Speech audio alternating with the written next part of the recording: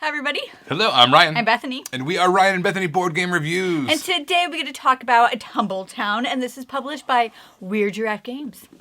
All right, so in this game, you are trying to become the mayor of Tumble Town, but the people want to see your abilities of construction and planning before they're going to vote you in. Yeah. Obviously, that's how that works. So yes, you're actually building these buildings out of dice, and you're trying to get them various scoring mechanisms, various building requirements that you have to build with. Super interesting. Let me show you how it looks on the table. All right, here's our setup for Tumble Town. Now we've got three different kinds of buildings. We kind of have the easy, medium, and the hard buildings across the top there. Basically, the low they are, the easier they are to build. However, their benefits are less as well.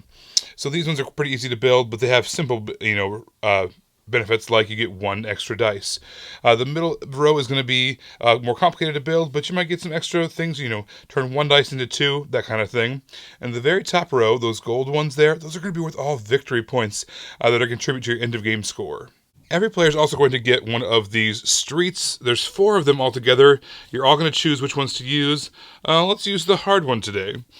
Basically, that says you're going to build these buildings right here on the board, and based off of what buildings you build and where you build them, you're going to be able to get some victory points. We're also going to get a turn reference guide and an icon reference guide, which is really, really handy. I wish more games did that because that is incredibly handy in this game. All right, then we're also going to get a horse. Now, the horse is basically kind of acts like a building. It gives you a one-time benefit every round. It lets you modify your dice a little bit. But also, a secret objective on the back of the card says you're going to get a point for a certain symbol on each one of these cards. So this one gives us 1 point for every horseshoe. So we're going to have to draft some of those horseshoe cards in order to get a lot of points. But that's secret. You're just going to keep it face down and use it to modify dice throughout the game. We also have this awesome little dice tower. We're going to start the game with some dice.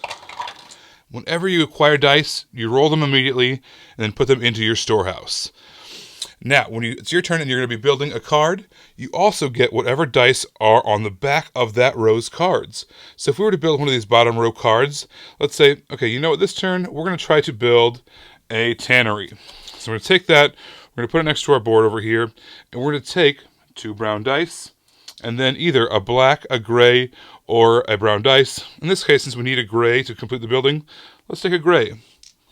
Once again, we're going to roll it, put them in our storehouse, and then see what we can do. In addition to the color of dice, each card is going to have a requirement of how it needs to be rolled. So for instance, our Tannery says it needs to be non-equal values. So we've got a 6, we've got a 1, and we've got a 3. We are able to successfully complete this building. So we are going to stack them up just like how it shows. We're going to put them somewhere in our town. Now this particular spot said 3 tall. So we are going to put that 3 tall one there. At the end of the game, we're going to get a point because we were able to successfully get one of the building requirements there. Now, we also have a special ability from our Tannery. This allows us to, once per round, flip over a dice value. So that's really good. We're going to put this down here alongside of our horse. Now we've got 2 special abilities we can use each round. This is going to refill. There's one of our little horseshoe symbols that we're looking for as well. And that's really all there is to the game. You're going to keep on building and building up, kind of getting more and more cards until you get enough, if you feel confident enough to be able to go after some of these really high value cards across the top. Those are going to give you victory points for things like this card right here says, I'm not sure how well you can see that, but basically for all these yellow bunches of flowers that you kind of see as decorations on the cards, you're going to get 3 points for every set of those, along with those little kind of blue, is it agave plants? Whatever they are, you're going to get 3 points per set of those at the end of the game. So that can be really, really strong, especially if you're drafting those cards as much as possible. If you ever need to build a building, but you cannot do it properly, like for instance this train station here, it says all the dice need to be built with either a 2, 3, or a 4. You can kind of see that requirement there at the top.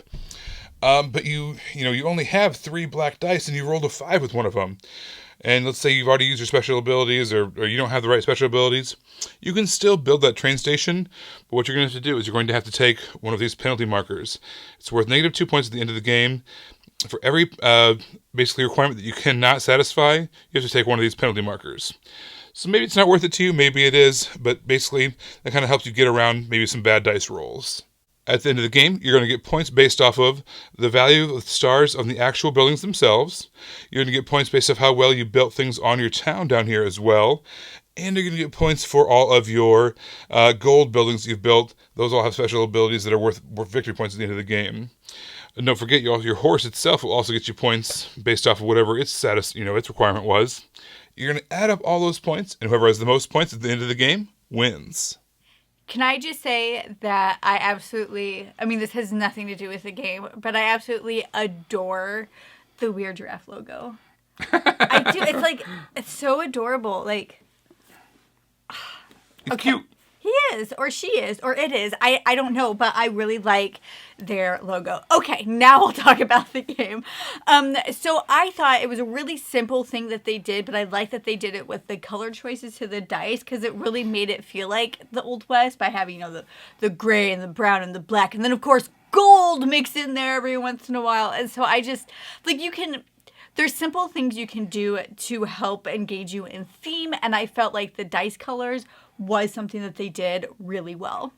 Also, that dice tower that it came with, It had this really cute, and it kind of, again, brought you into that Western theme, plus added some functionality, and it was just a lot of fun, I thought.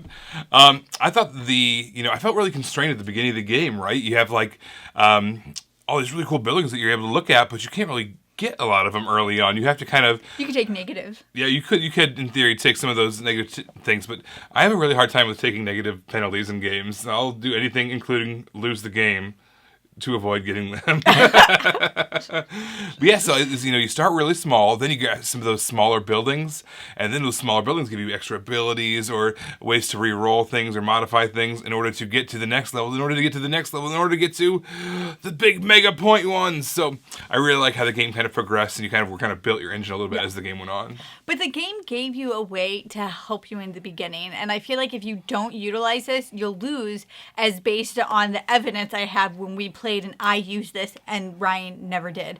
And that is when you have those pairs or the light colors and you get rid of 2 to get 1 of whatever you want. I use that all the time.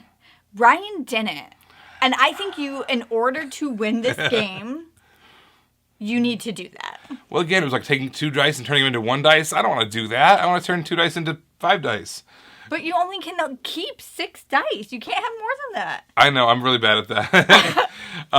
Yeah, I am the opposite of whatever undefeated is. I'm just defeated. It's straight defeated. I have not won a game of this yet because I have that loss aversion. It's really strong with me.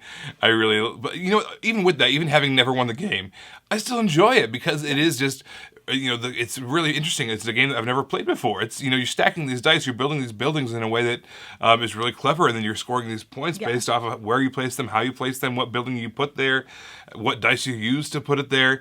So there's some really interesting mechanisms there, and I just really enjoyed kind of building and doing your own thing. Because it is a very solitary game, too. Yeah, oh yeah. You're doing your own thing. You're building your own buildings. You're not really paying attention to what the other person's doing, really.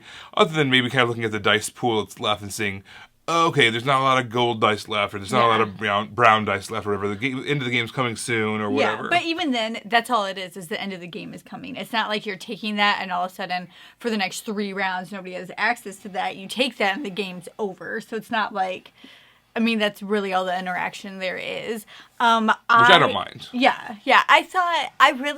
I like games that at the end of it, you set up this pretty design. And so I thought it was fun that you have this town, and at the end of the game you have this town that you built up. Basically, I'm a child in this game with my Legos. Developing this little place and putting all these things on my, that's really all games are just grown up Legos. That's not true. That's not true. Yeah, but There's so many other things. They just given a whole handful of dice. There's just a million dice in this game, and I love that. Yeah, it was a lot of fun. Everybody, thank you so much for watching it. Don't forget to subscribe to us so you can see our videos as they come out. You can also follow us on Facebook. We're Ryan Bethany Board Game Reviews. On Twitter, we're Ryan Bethany 1, and on Instagram, we are Ryan and Bethany. All right, you guys, thanks for watching, and we will see you next time. Bye. Bye.